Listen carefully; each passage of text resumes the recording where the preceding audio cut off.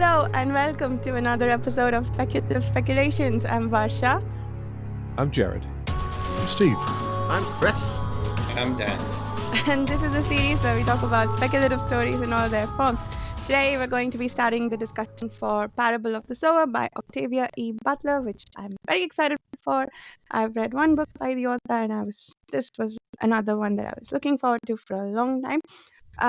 If you're just joining us, we talk about books, whatever book we pick, in approximately 100 pages each week. So today we're going to be talking through up to the end of chapter 9, which brings us to about 111 in the edition I have pages. So we'll be doing 3 discussions for this book. The next discussion will be for up to chapter 17. The short story for today is Sector General by James White.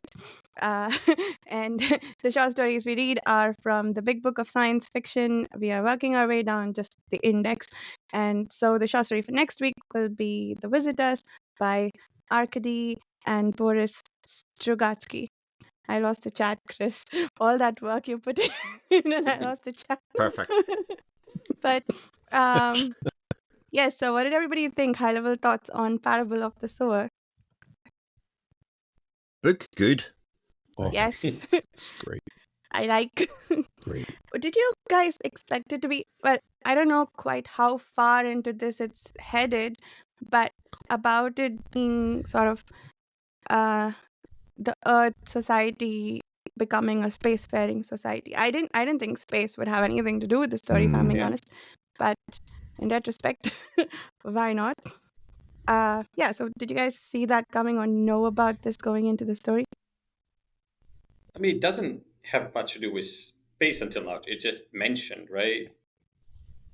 First, I remember. Yeah, but she's sort of starting a whole new religion and getting there. So at the very least, I feel like she'll get to the point where everybody's convinced to go out into space. And there's some bits about a Martian, like not a Martian astronaut, but an astronaut who dies on Mars. So like some amount of space technology mentioned.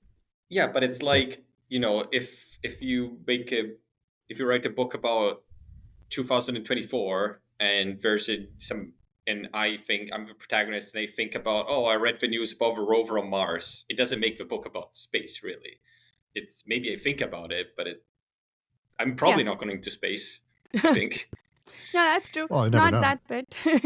Not that bit particularly. That was just a mention. Sure, I agree. But the religion that she's founding, that what is it? Our destiny is to go into space. Yeah, I think. Earthseed, The term Earthseed implies that the Earth will be seeded elsewhere. Yeah. And that's the religion she's. Maybe we get a time jump in the future. Could be. And I don't want to give anything away because I've actually read this before. Oh, right. Okay. But I read the graphic novel version. Yeah. Which is very nice. Absolutely fantastic adaptation. If anybody has the mind to pick it up, it's really good. But so it was, and I was having a little. I was like, maybe I'll just talk about it when we get to the thing. And I got the book though, and I started reading it, and I couldn't put it down, and I flew through it, and I was very surprised at how much I loved rereading it in the actual novel form. As usually when I read one form or the other, I'm good. I'm like, okay, I'm good. I might have liked it. I might have I might not have, whatever. But even if I've liked it, I'm usually good. But then I started reading the prose version, and I was really sucked in. And I really enjoyed going over it all again. Really nice prose, nice book, just beautiful. Is the writing very different, or does it take like almost the same sentences and put them in the comic book? They use a lot of the stuff that she does here. They condense it down, and they use pictures for stuff that you could, to try to convey the same feelings a lot. But they use a lot of the language from the book in the graphic novel. I have to say the writing did surprise me actually, because it is very dialogue heavy. In a lot of ways, I was expecting it to be like overly metaphorical, descriptive, that kind of stuff, especially when you're doing a bit of world building.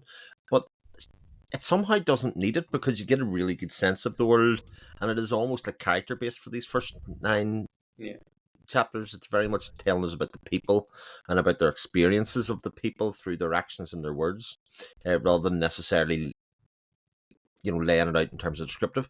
But unlike other like dialogue heavy reads, I didn't read this quickly. It kind of read quite slowly, because it's quite dense even within the way the language is spoken and thought about it. And there's a lot of ideas that come dotted throughout the book that kind of make you stop and think and go, okay, this is thematically touching a lot of different points about our existence. And it's interesting. Like, I had a look. This was written in 1993, so it was a dystopian future then, but it's very much a dystopian present for us in a lot of ways. And you can sort of feel it, and it comes through the pages. So I think that's really, really interesting. Yeah, the writing did, when I was reading it, to me it felt very much like sort of like a teenager wrote it, because she's a teenager in the book, and it did have a feel. It had vague, like, when you're a teenager and you read those diaries books. Never did it. It had that sort of feel, but more sci-fi and apocalyptic. Sure. Not only did Dan steal laptops, but he stole people's diaries to read them for his own personal entertainment. I think we're getting an insight. Which ones are the famous ones? There was the diary of some girl or something that was popular in the 2000s. So Adrian Mole. Anne Frank was the thing, but... Adrian Mole was the Sue Townsend books. The Diary of the Wimpy Kid might have been the one. The Princess Diaries? No, I don't know. I remember reading some... Dan, that's what Dan did growing up, Princess Diaries. No, it was some sort of teenager, I don't know, in California sort of diary sort of thing, or somewhere in the US, like teenager. I don't know, but the those are pretty was popular. A teenager. I'm just saying. If they're not real diaries, it's just the format. Yeah, no, I agree. I agree with all the points, like some of the ones that you've hit.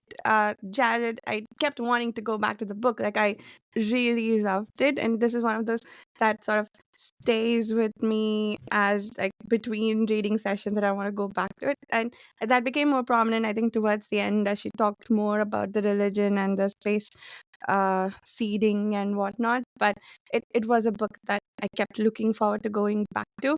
And I agree with you, Chris, about the taking a long time to read. Like, I mean, that's my measure for, not quite easy to read, I guess. It felt like it read very, very smoothly, but the page count for how much time I spent on it was like, it felt like it would have taken on a much harder read, which was interesting. I don't know why that was. And yeah, I agree with you, Dan, about the diary aspect of it, which I think is kind of brilliant, because that is deliberate, and it feels like a teenager writing the book. And yeah, I like all of those things. What did you think, Steve? Well, I listened to this on audio, so it was. I think you pointed. I think the point you made about it sounded like a diary is pretty it's pretty accurate. It did feel like we were in the head of a 15, 16-year-old the whole time, which really helped with immersion. And I'm kind of surprised it was written in 93, just because of the subject matter. But I'll be completely honest. I'm getting a little worn out with all the climate change stories. I mean, I know it's an issue. I mean, we all know it's a problem, and it's like comes a point where I'm on overload with climate change, dystopian futures, and it's like, okay, it's been done so many times before. It's like zombies, like, but if zombies were real, anyway. The point I'm trying to make is that what this book did differently is it focused on the characters, and it focused on the community, and it focused on the people involved. So it was much more interesting to me than just the climate change story. There's all these other elements, and when you just lean into one idea, like, oh, it's a story about a dystopian climate change future, I don't have to do anything else. Here you go. This had so many more elements to it that made it enjoyable and made it a fun read. That the climate change, the future, the dystopian future is kind of in the background, and the foreground is the characters and their experiences and their survival and the way they treat each other and all those. That's the group dynamics are what's really the most interesting part for me, is how they all manage to stay alive and the way that they treat even their own kids, and how they're kind of just like, well, oh, she's gone. So it was it really gives you that sense of dread. And when survival is in everyone's mind and there's limited food and resources and drinking water, that's kind of, I mean, it's scary because you could see a future like that. Yeah. I didn't even realize it was like climate change until halfway through when they actually mentioned it. Yeah, right? Exactly. Yeah, it's you guys you mentioned the teenage aspect, but this is a very intelligent and insightful teenager, because I've seen some teenage diaries that are like, again, we've got another diary stealer here. For the love of God, that's like confession time. But but it's it's very I mean, it's done in first person, so it's very engaging, when you're trying to get into it. And she's a the character is a talented person, and you kind of want to root for that, because because it's her story and she's telling you it, you're kind of being drawn in through her perspective, and you and as a reader you enjoy an intelligent character who's seeing things in certain ways and stuff like that. But it's a pleasant it's a very pleasant surprise when you do realize that she could be making a mistake because she's seeing it as a teenager. Yeah. And I thought Butler did a great job of conveying that. Yeah, she's the very definition or embodiment of precocious teenager, isn't she? She's like wise beyond her years, and she makes assumptions about things that she takes as fact that are not. In fact, that whole chapter with her and her father discussing about her relationship and what she's talking to other people, I thought was just completely fascinating to read. I kind of like forgot I was even reading at one point during that, just kind of going, this is such an interesting relationship that these two have. And then when the subsequent chapters kind of go on to look about the relationships with the other kids in the house, and then actually that's the first time you really talk about the idea that it's a stepmother, and a father, and the kids, and the kind of relationships about how people think about each other. It's sort of like you're getting these little threads that run through it that kind of explain some of the earlier stuff that you just kind of went along with, or that give it extra meaning. And I think a lot of that makes it really rich to read. I think the dynamic with the father is especially interesting, and it starts with that, doesn't it? It says we share a birthday, and she had the dream because and she has that usually when she's trying to be like her father's child. And that was an interesting opening because I felt like she wasn't on good terms with her father based on how it started. But it turns out actually that she has a fantastic relationship with him. She admires and respects him, even wants to be like him in some ways. So that, not quite flip, but I guess, I don't know. Did you all read it that way, or was it just me? I thought that was an interesting sort of shift. That opening 2 paragraphs there, the really short ones, those are fantastic. They really let us into her character. They give us a lot of clues about her character. The dreams relate to her, her vision of the future with the Earthseed, her and her struggle when when she mentions when I struggle, it mentions that she mentions later her struggles with her empathic feelings and stuff like that, and so she brings that out here into the first 2 paragraphs. She points out the relation between her and her father and how close they are because of the birthday, but also how much she tries to be her father's daughter, and then how much she rebels against that by calling it all a lie, and how much she's going to rebel against the community as well. All in that first paragraph, and how much she she wants to record this thing because of how much this disparity bothers her. And I love how much information we just got about her character right off the bat. It was just beautifully done. Yeah, and I think within a few paragraphs of that, we also find out about her hyper empathy, which I think is also dealt with in a very interesting way. But just before we get into that, I wanted to say, that chapter that you pointed out, Chris, with the conversation with the father, I think, I agree. That was absolutely brilliant, because when we follow first-person narratives, or maybe in general, we tend to fall into this trap of believing everything they say, and maybe even thinking that the narrator is right. But we get and I think this goes back to what you mentioned, Jared, that you could realize that she could be wrong. And this, I think, was a very jarring way to realize that's like, she's making a lot of sense. Why do people not want to listen to her? And then when the father says, don't show them the abyss, teach them instead, I think that's such a brilliant moment, because yes, that is a much better way to do what she wants to do. And she's a child. I guess that was a pretty jarring moment, because again, we realize that she's a child who can make mistakes and go too far, perhaps in her own way, a little bit like her brother did. But not on the same level, or not even with the same purpose. But did anyone have anything more to add to that before we move on to talking about hyper empathy, perhaps? Yeah, the thing that I want to say, and I feel like I've said this about every book I've read since I've read Earth Abides, but I mean, there's so much of this parallels to Earth Abides the whole way through it, especially that relationship between, in Earth Abides, it was Ish and his son. The relationship between the father and daughter in this book is from the other view, but again, it's very, very similar. This kind of hyper intelligent next generation that all hopes are pinned on, and that the story's sort of wrapped up in. And if anybody likes Parable of Sower, like, read Earth Abides. I think there's an awful lot of similarity between these two books. One of my top 10 underappreciated books. Yeah. Nice. That's a very specific list, Jared. We had our episode. We went over our top 10 on the episode. Nice. Soon to be a TV series as well. So there you go. Awesome. The show, the underrated episodes, or Earth Abides? Oh, I thought it already came out.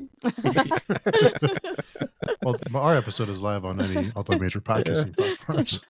Always underappreciated, though. That for sure, yeah, absolutely.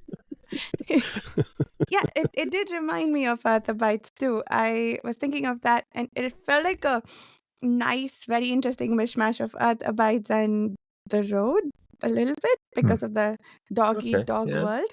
But don't mention the dogs. I feel sorry. I'm not even an animal lover, but I'm feeling sorry for the dogs. Like, they're getting a bad rap here. That's true. But,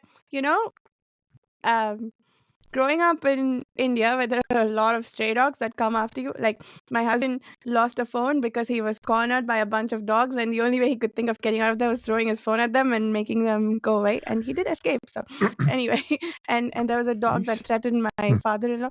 Anyway, dogs. Sure, they're great when they're pets, but when they gang up on you, they're terrifying. Wow. So, you must have reveled in that bit of the chapter then. That was great. Ow! Sorry, Dan, you were saying something? No, I was saying anything. Okay, I thought you were. But something that Dan did mention earlier is about it doesn't really mention climate change until about halfway through our section we read.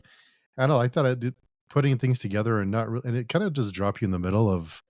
It doesn't really give you a background, it just drops you in. I like that a lot more than knowing everything up front with the big info dump in the first 10 pages. So this was also a good way to unravel kind of what's happening and piece together all the things that are happening, and instead of it just being here's what it is. So it gives you time to connect to the characters and to kind of get a feel for what it feels like to live in this world, and not so much what caused it or why it remains this way.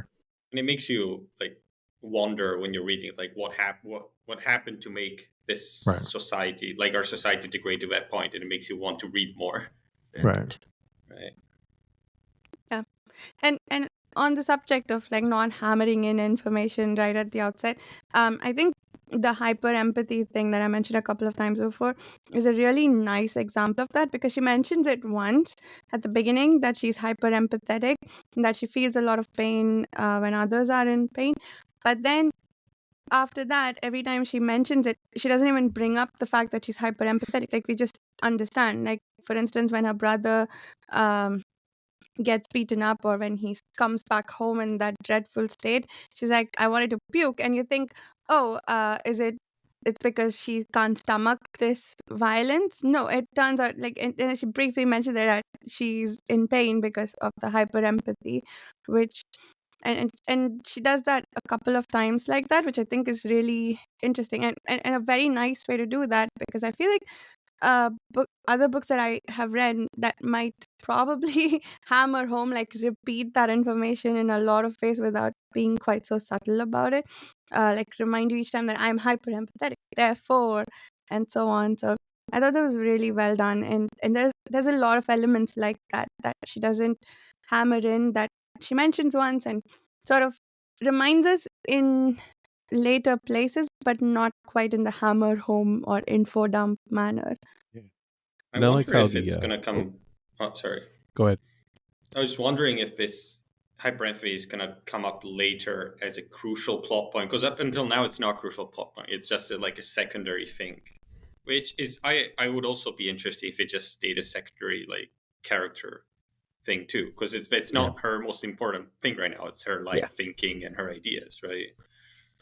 Yeah, and it also crops up right away as one of the contrasts with her father, the conflict with her father, because her father is telling her, you can beat this thing, you don't have to give into it, and treating it like it's like something she can just shake off and forget about, and she definitely feels that she can't. She feels that this is something she has to going to have to be lived with, and then when things happen later with with the dogs and with the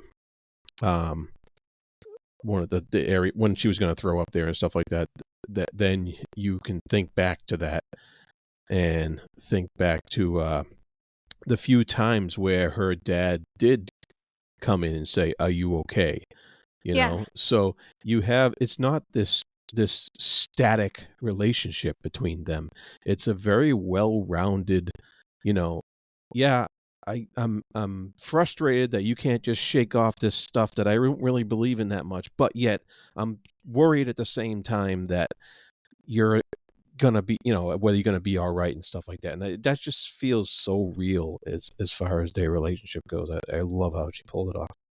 It reminds me a lot of like what some people say that don't understand like mental health issues. Like, oh, you can just convince yourself, or you just need to be strong, right? Yeah. But not exactly like that. But you can still care for someone and not understand and say those things, right? Just like the father, right? Yeah. But it definitely gives off that vibe. I agree with you, Dan, that this is almost the bit that's going to be used to break your heart later on, because she's going to be able to experience things that other people don't normally, and therefore, because it's a first person narrative, it's literally a device for us to kind of experience hurt and loss, or whatever the emotion is further down the line, that you wouldn't normally be able to do in a first person narrative in quite the same way. I'm wondering if this hyperempathy, is it like a mental health issue, or is it from something else, more sci-fi? I don't know. We don't know much detail about it, right? It's actually from drugs. Apparently, her mother was taking a drug that would induce this. And that's another aspect of, like, I guess, the world building, if you want to call it that. Apparently, there are all kinds of drugs in this world. One of them makes people want to set things on fire, or at least admire fire once they've set it. So this was, I don't know if the drug the mother took induced hyperempathy in her, like if that was the purpose of the drug, or if the side effect on the fetus was hyperempathy. But anyway, it was because her mother was on drugs. Yeah, I think it was a side effect on the fetus. Yeah, that's what I remember. Yeah. It is interesting, though, that like drugs and climate change and all these sort of things are like themes in this book, because they feel very now, with all the drug crisis and stuff like that. And it's like, I didn't expect this was written in 1993. It feels much more recent. Even though when I read the year 2025, I was like, this must have been written in the past. But it feels like it was written like 5 or 10 years ago or something. Like Station 11-ish, 2017. It even has those kind of like allusions to like what happens in events like COVID, how it sort of resets things and how people can change how people think, those kind of major events. And they're talking about climate change here. But again, we've got recent experience of exactly, that kind of thing when people kind of look at society when it's been changed in a short time ago. Actually, things don't have to be the way that they are.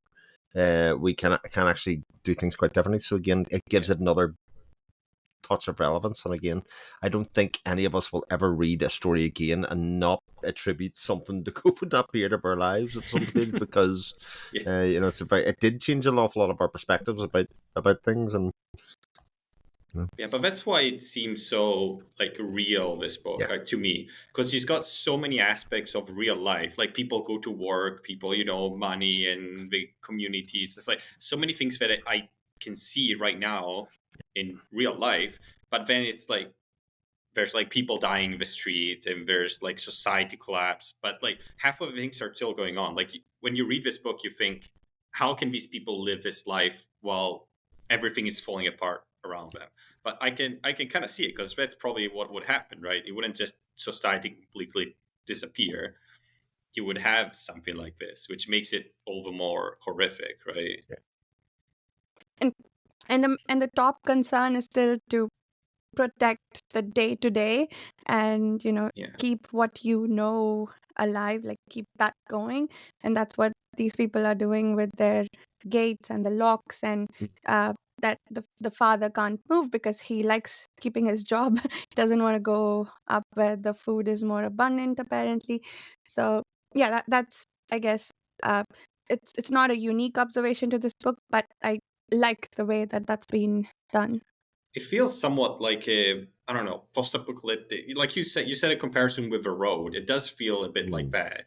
It does have like a bit like the casual violence of McCarthy books, right? It's interesting. It's very interesting.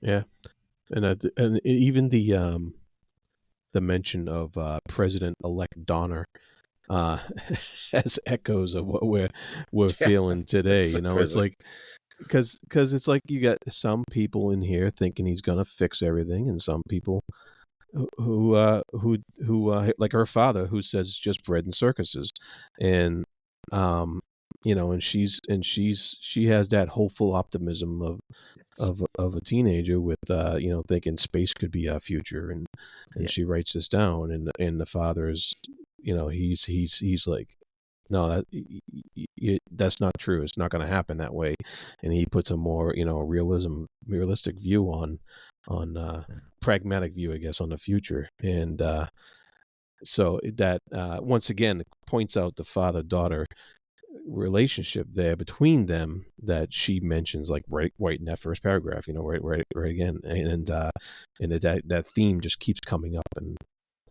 good stuff. Did you also think when you were reading it, like, why do they have a space program? There's like people dying in the streets all the time. It's like, why are we spending money on that? But then I'm like, isn't that happening right now? Exactly.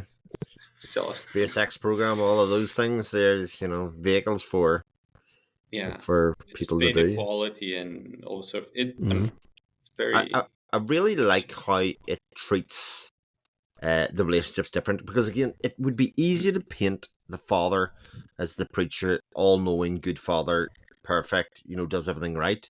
But his treatment of his other son, Keith, actually shows how he sort of created a monster as well in its own right, with the beating of him and then the proving, rather than respecting his masculinity and giving him those things, because those kids were sort of crying out for a more prominent role within the family or something, and they were kind of, while we agree with them or disagree with them, his handling of the situation is only exacerbated and make it worse, in a lot of ways. And I think that fallacy of the perfect person, or the patriarch of the family, or the matriarch of the family, would have total control and know what they're doing, is actually on a kid by kid basis, as we'll see. And the mother's much the same with some of the kids as well, but her relationship with Keith, she can't be objective about that either. So I think all of that interplay and relationship stuff is really nicely done.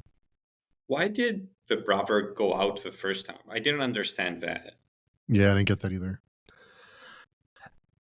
I sort of felt that it was a response to the action in much the same way as the girl we're following. She's kind of projecting, trying to make her impact in the world by trying to tell people we need to prepare, we need to be educated, we need to do that. In a similar way, Kate's looking at it and going, like, we have to fight back against people and do things another way. We're poor. We don't have to be poor. I'm a man. I can carry a gun. I can carry influence. I can exert myself on the world.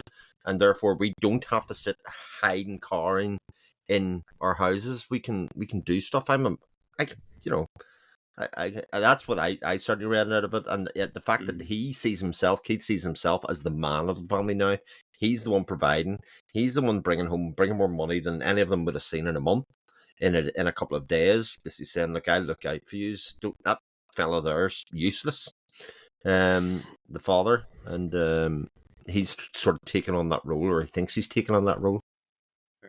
I guess it's hard for me to imagine. I don't know. Yeah. I'm sure in this crowd we emphasize more with the protagonist than with the brother, because I can't imagine like doing what he did. Like, it doesn't make sense to me, but that makes sense what you said. As a father of a lot of teenagers, they do a lot of things that don't make sense. A lot. And they're all your fault, Jared. Yeah, it's all my fault. Regardless of what they've done, good or bad. The good stuff they take credit for, the bad stuff you get the blame for. That's life. My lot in life, yeah. And yeah, and it was there was one passage later on where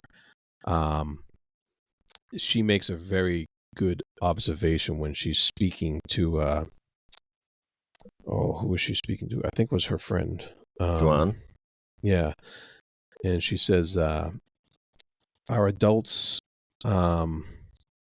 haven't been wiped out by a plague, so they're all anchored in the past, waiting for the good old days to come back. Yeah.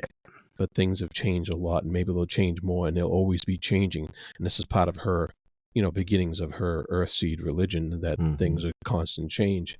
But it was almost a little bit too wise for her to realize, to make that distinction about the adults anchored in the past because of what their current plague did.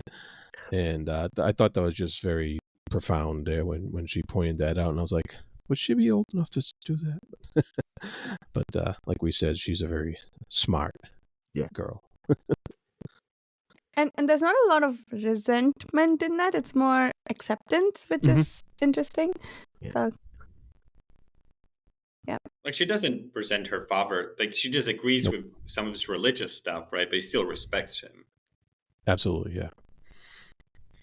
But again, that allegory, or that little example he uses of the acorn bread.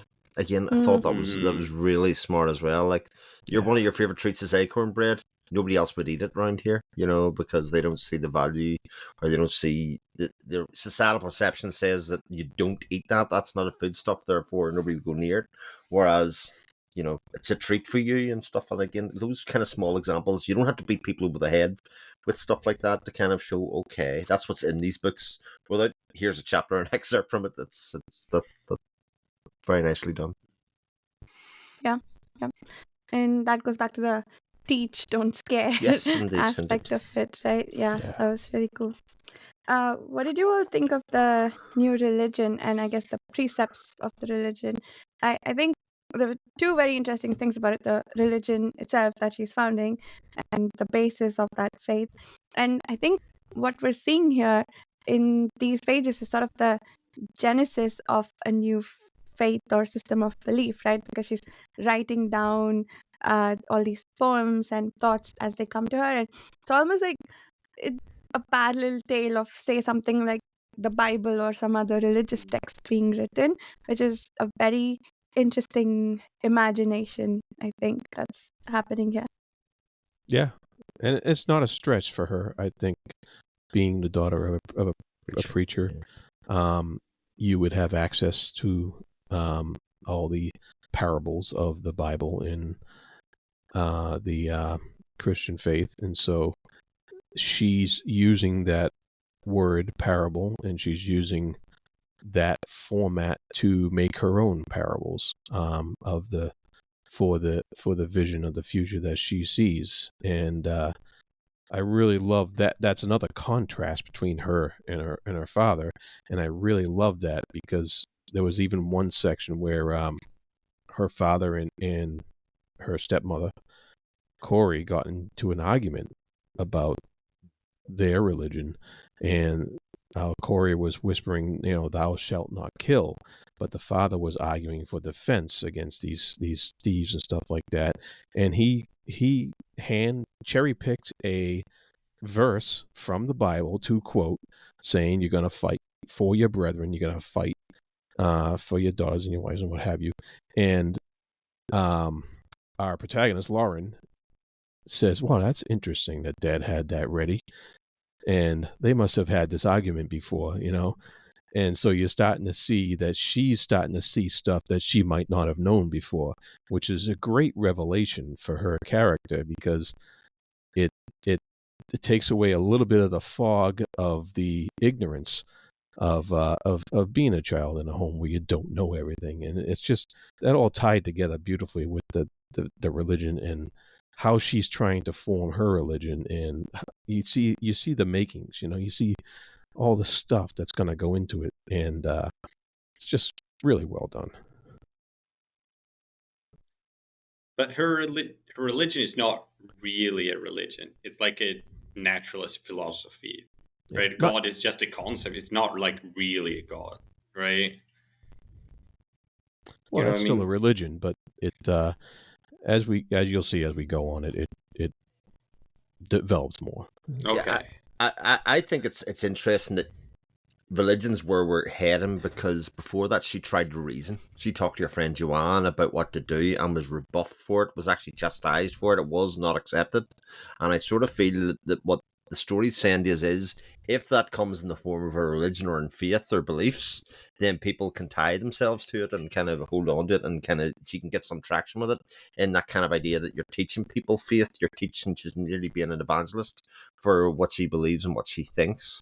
For that, as a way to get that same message that she was trying to get across to people from before, but in a way that they'll receive. Because she's planting the seeds now. Yeah, that's right. She is the sower of her new religion, and these are just the first few plantings. And that's it, So that is such a great thought. I didn't think of that. I like that. Just to add that, there is the metaphor of when the robbers come, when things are young and they're trampled on, they can still be recovered. Again, there's some sort of foreshadowing and imagery that comes through some of those stories of the robbers coming in and escaping and running away and thrown away and cutting the glass. I loved the metaphor or the example of the laser wire. Insofar as like the laser wire hurt the birds, hurt the animals, everything else, but actually its main purpose was to keep people out, and it was completely ineffective at doing that. So it was literally just causing damage and hurt, the thing, unintended consequences, and was never doing the thing that it was intended to do in the first place, but still people had it and stuff like that. So there's a lot of that imagery kind of runs throughout the book that I think is like, oh, that's really quite clever.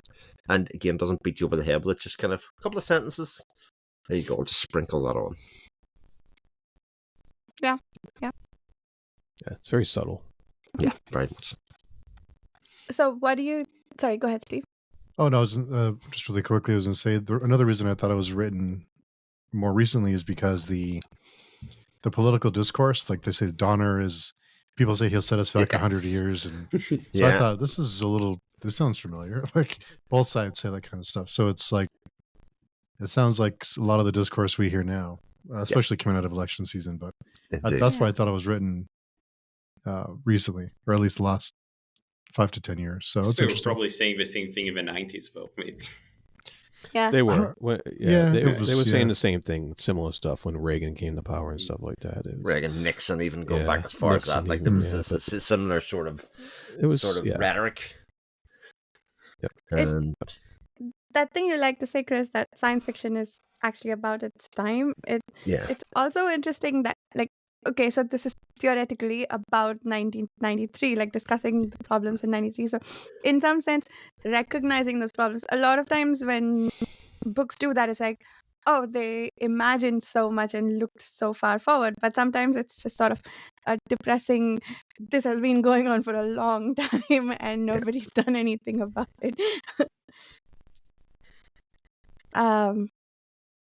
What was I going to say? Yeah, the goddess change philosophy of the new religion. What do you guys think of that whole thing?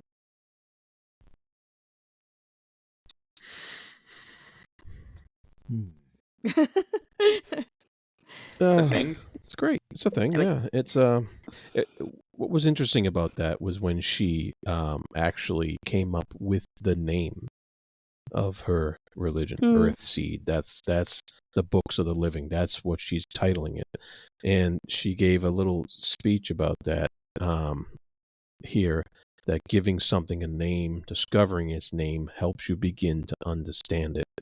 And knowing the name of a thing and knowing what the thing is gives you a bit more of a handle on it. So when she finally put a name to that, what she would her parables and what she was trying to put down, it became more real to her, and that was a pretty cool, thing, saying naming something gives it power, and so it was. I like how she did that. Yeah, Change. I like that. Yeah. Mm-hmm. And I like the explanation for the name.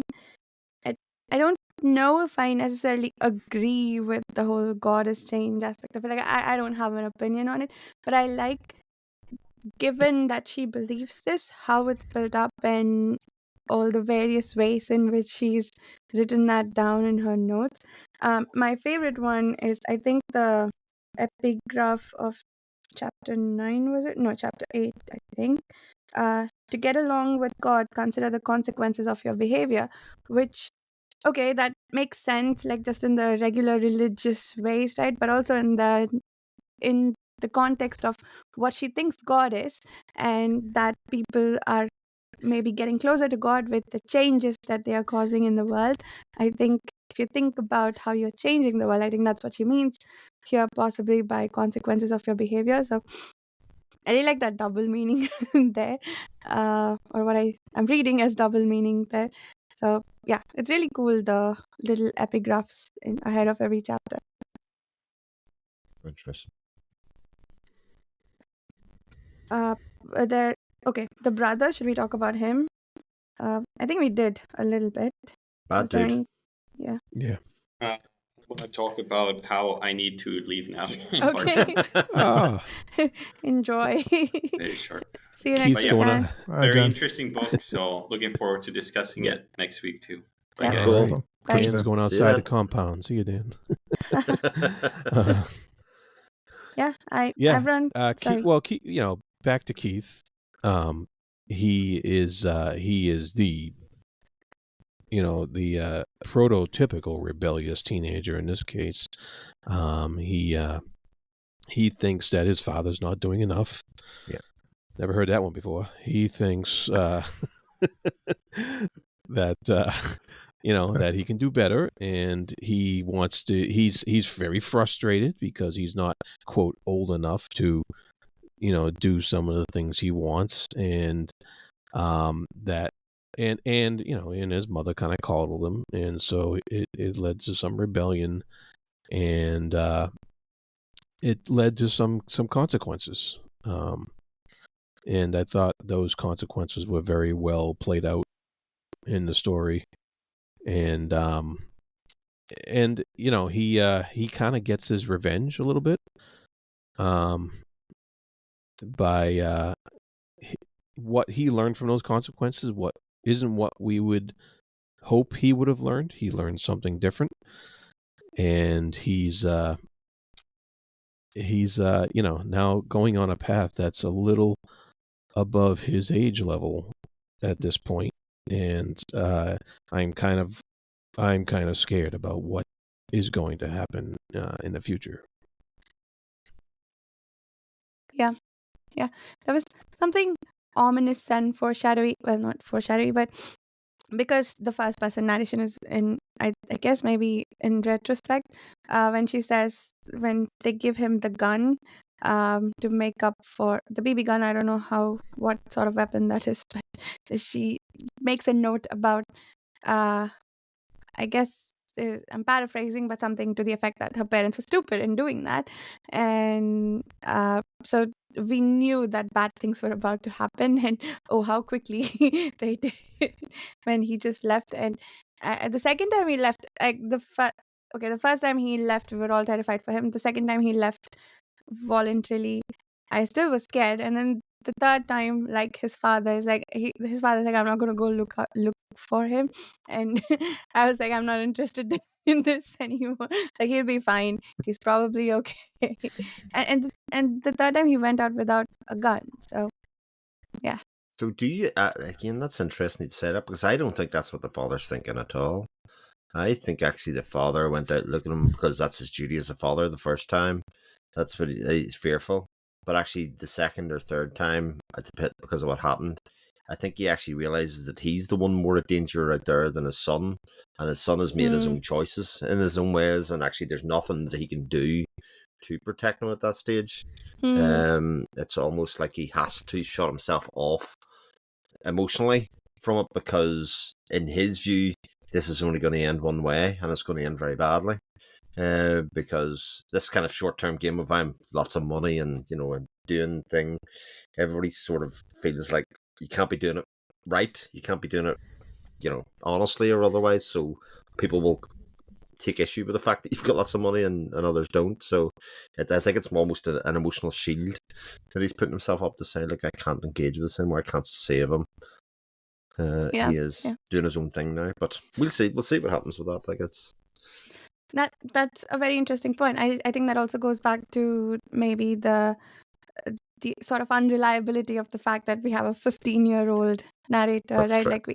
Like you have to take what she says at face. If you take things what she says at face value, it's her interpretation of the situation or her top level reading of the situation. Which I think, going back to the bit about Corey coddling her son, that might be true, but again, I'm taking that with a pinch of salt because it's her version of events. So yeah. And similar speaking, like, I'm definitely projecting as a father into that. There's that I'm filling in blanks with my own experiences and my own kind of things, which may or may make it unreliable as well. No, but I think that makes sense. That given how protective he has been, I don't think it's true. Like that, what Corey says, that if it was Lauren, you would have gone looking, found her soon. Like, I want to think that based on what we know about him, he would protect his children similarly. So what you said makes a lot of sense, which I think adds that much more depth to the story that's being told. Yeah. And interestingly, I think there's going to be a time comes when Lauren does leave, and we will see whether he goes with her or he goes to protect as well. So I think that, again, I think there's quite possibly a bit of foreshadowing there being let down. So we'll see. I wonder if there's anything short of, like, if part of her family is still alive, if she would still leave. That's the question. Or if it's everybody else is dead, that's when she sets out into the world. Well, it might just be that her father dies, and when their father's gone from the family unit, what is she left with, or what attachment? Because she is the stepchild or something at that stage, maybe, possibly, and maybe that does question, what she's doing. She then feels like she is the prophet of the evangelist at that stage that her father was. So I don't know. Who knows where it's going, but that would make sense to me. If I was writing the book, that's what I'd do. That makes sense. I mean, the seeds for that kind of discord have been sown with Corey's anger towards the father. So. Any other topics before we move on to Sector General? Sector General. No. Okay, then Sector General by James White. Which do you have a summary, Chris, or shall I do my version, my lame version? You can go for it if you want. I don't have much other than a space hospital with lots of aliens and a guy who's somewhat bigoted about the space army people, or the peacekeepers rather, but because he thinks that they are killers, which they might be, but they are apparently working for the greater good. And and a big adventure because a spaceship crashes into the space hospital. Yeah. It's almost like Grey's Anatomy in space. Oh yeah. It is a bit Yeah. like that. Yeah. It is. It one of the reasons I didn't have a description ready is because actually the publication of this book has sort of got confused. It was published as a short story to start off with, but it ended up in a 12-book series. So actually the short story has become part of a collection that is the first collection of stories in this thing, like in this life. So having a brief synopsis in Goodreads doesn't exist because it's captured within a novel that was published 5 years afterwards. So I was hoping to mark it as read on Goodreads and increase my read count this year. Well, I certainly can't find it. It's like the Secretary General series. As it becomes, as I was doing a bit of looking about, because it does a lot of the reviews basically say the first story is all right, but it gets better. Insofar as putting together, but there are some interesting ideas here for sure. Yeah. I thought it was good. Yeah, I like it. A space hospital, that is so cool. And I think all the alien species we meet.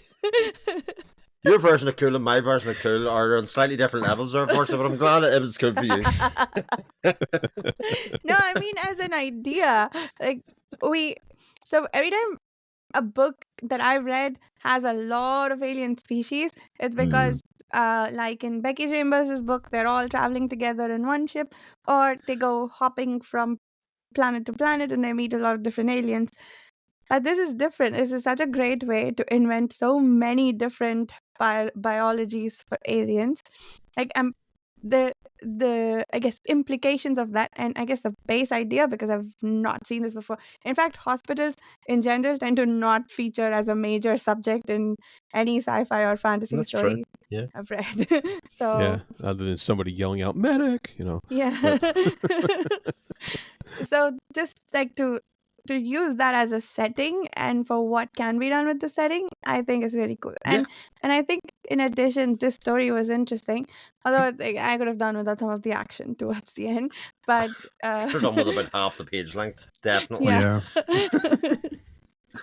The underlying thread, which again I'm not a fan of that actual thread, but the fact that it was woven together with a story about this guy, rather than just doctor visits alien species to alien species and we just get to meet a bunch of them, which I thought might be how this was going to go. See a lot of interesting cases like Grey's Anatomy, but like Grey's Anatomy, it was more about the main character and how horrible he was. It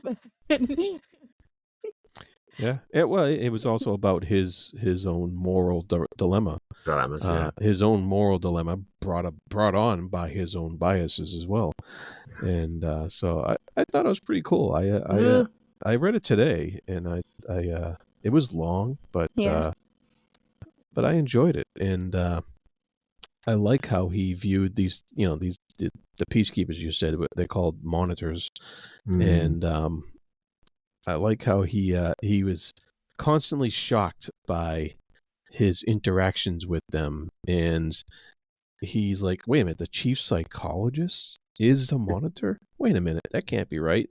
And he was like, and he's nonplussed by the fact that a monitor would feel sorry for him, and and how that just keeps going, and he eventually comes around to feeling bad for them because they have to pull this stuff off all the time, and one of the best lines was like, how very like a monitor to solve a problem with murder, and then he ends up blowing the thing apart with a shot of a gun. His own moral dilemma, yeah. It was great. Yeah. Go ahead, Chris. No, I really haven't much to say about it, other than I do think it is really long, but it is made readable by the fact that it's, to your point, Forrester, the fact that it is set in the hospital sort of makes it kind of the rules of engagement sort of established in a certain way. So you're not worrying about the geography of the story, you're not worrying about the procedure of the story, you're just worrying about the characters and the events that happens within it. Rather than sometimes I find, especially in the short stories that we read here, I'm halfway through the story and go, I don't really have a feel for the world because of the very nature of short stories. But in this one, I didn't, so it kind of read maybe a lot easier than maybe it would have done otherwise. Yeah, What did you think, Steve? I thought it was way too long, but for the story that was, it seemed like a lot of setup, and it seemed like the launching point of more stories. Like it was in like from what I did look into it, I believe it was written originally as a short story, and then the publisher convinced him to continue it, and there ended up being a long series, which kind of surprised me because it does feel like this was the foundation for a long series. So it's funny how that works out. But I thought it was okay. It was an interesting idea to have an alien hospital. It felt kind of like an ER or Grey's Anatomy type of thing. But there's an interesting idea behind it. I don't think it was the greatest story that we've read, but it was fine. Yeah. I like the random hypochondriac they had. It's like, I'm in so much pain. It did feel kind of like a Star Wars type of with all the different species and everything. Kind of like that kind of setup. So can you see it as a TV show? Can you think about it like the hospital space? You could have guest stars of aliens from all sorts of different shows, as like little crossovers.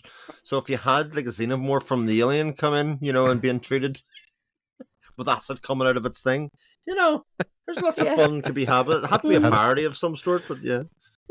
You know who is long overdue for a cameo like that? Is Alf. Yeah, Alf. Yeah, alien life form himself. Yeah, that'd be great. That'd be great. Marcia's looking very confused. I think the age gap is showing here. This is. I'm nodding along like I know what you're talking about. No idea. I'll really push it. It'll be an Alf and Hyde and Henderson's crossover episode. Where the two of them are in it together because they were sort of roughly around the same time. Yeah, he's Bigfoot. You've heard of Bigfoot? Yes. But I don't know the movie or character you're talking about. TV show. It's all right. You've got lots of episodes to catch up on. Yeah. You're good. Yeah, Alf was fun. It was very... I bet you it's almost certainly one of those shows, though, that when you watch it now, Steve, you go, I watched episode after episode of this. A bit like watching the A-Team now. I'm like, I've watched the A-Team recently, and I was like, this is absolutely unwatchable. And yet at the time, I was like gripped, like beyond belief. It was like the most exciting thing. I think it's important to point out that back then we had a lot less options for entertainment than we do now. Yeah, because now we have this thing in our pocket to do whatever we want with. So we can. That's a phone. If anybody's listening on audio, by the way, just in case you're confused. Yeah, it's like, what the hell is he talking? What does he have in his pocket? So yeah. Anyway, we have a computer. For a computer is in our pockets at all time. So but we didn't have that many options for. That's true. Yeah. So you had to wait a week for the next episode of your favorite show, and you were like, yes. They're getting locked in a shed again with paint cans and a toolbox, and it comes out with guns. It's amazing. How's MacGyver going to get out of this one? Yeah. Indeed. Marsh was like, what are you talking about? No idea. I watched, let's see, Chandrakanta? No, what was it called? I don't even remember. I watched a bunch of what I guess are similarly silly, but I will now find silly shows. I was going to say, don't call A-Team silly. Like, it was not silly at the time. Baywatch was silly, but that was a bit later, and watched that for different reasons. Okay. I may have seen a few episodes of... Did I? Or it was some other show with people on the beach, lifeguards. Maybe it was Baywatch. Oh, it must have been Baywatch.